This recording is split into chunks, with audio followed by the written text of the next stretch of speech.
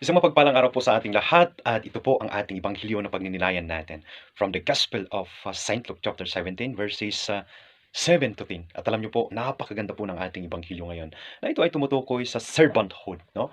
Na tayo pong lahat ay isang katiwala lamang, no?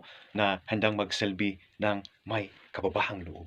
Na binibigay natin ang ating buong kakayahan, no? Buong lakas, no? Buong puso na magampanan natin ang ating trabaho, ang ating responsibilidad, no? Na pagsilbihan ang ating Panginoon.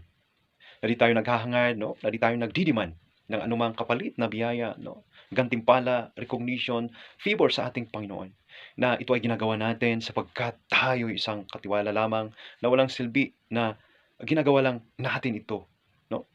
Dahil ito ay dapat nating gawin. Kaya't bilang isang Kristiyano, nais tayong dalhin ng ating Panginoong Kristo na tayo maging isang mabuting servant, mabuting katiwala. Na alam natin yung purpose natin sa buhay. Na we must have to go to extra mile. Lumabas tayo sa ating sarili para maglingkod ng totoo, tumulong sa kapwa, at maglingkod sa Diyos ng may kababaang loob at may puso. Amen and amen. Your true perhaps from Bingit First Provincial Mobile First Company na palaging nagsabing, be grateful, be joyful, be thankful. With a humble heart. Thank you po and God bless.